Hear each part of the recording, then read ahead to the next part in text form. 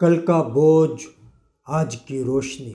नदी के किनारे बसा एक छोटा सा शांत गांव था। उसी गांव में रहता था सेमी। सेमी एक कुशल नाविक था।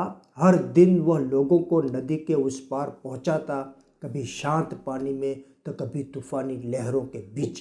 लेकिन सेमी की नाव हल्की थी और उसका दिल बहुत भारी।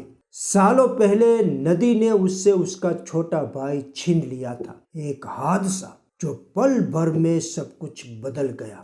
उस दिन से सेमी खुद को माफ नहीं कर पाया। जब भी आंखें बंद करता, बीता हुआ कल सामने आ खड़ा होता।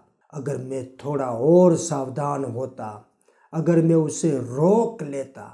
धीरे धीरे उसकी चाल धीमी हो गई, हंसी गायब हो गई और गांव वालों ने देख लिया वो सेमी अब वही नहीं रहा जो कभी रात को आग के पास बैठकर हंसा करता था। एक सुबह एक छोटी सी बच्ची उसकी नाव पर आई।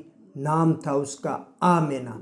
बड़ी बड़ी जिज्ञासु आंखों से उसने पूछा, चाचा सेमी, आप हमेशा इतने उदास क्यों रहते हैं? सेमी ने लंबी सांस ली और कहा, बेटी, मैं कल का बोझ उठाए घूम रहा हूँ। आमेना ने सर झुकाया और धीमे से बोली, लेकिन चाचा, अगर आप कल उठाए रहेंगे तो आज को कैसे देख पाएंगे? उस पल ये शब्द नहीं थे, आईना था।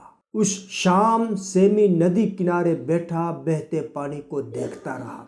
नदी कुछ नहीं थामती, ये पीछे नहीं देखती, बस आगे बढ़ती रहती है। और तभी सेमी को समझ आया, उसका अतीत भी नदी जैसा है और वह उस नदी के पत्थर अपनी नाव में भरकर चल रहा था। पत्थर जो नाव नहीं, जिंदगी डुबो देते हैं। उस दिन सेमी ने एक फैसला लिया। वह कल को याद रखेगा, लेकिन उसे ढोएगा नहीं। वह अपने भाई की याद का सम्मान करेगा, जिंदगी जीकर, खुद को सजा देकर नहीं। अगली सुबह सेमी ने गहरी सांस ली, नाव में कदम रखा और उगते सूरज की तरफ मुस्कुराया। सालों बाद उसका दिल हल्का था। नदी हिल रही थी, नाव झूल रही थी और सेमी जान गया, बीता हुआ पीछे है, आने वाला आगे है और आज आज एक तोहफा है। दोस्तों, हम सब कुछ न कुछ ढो रहे हैं, कोई गलती, कोई नुकसान, कोई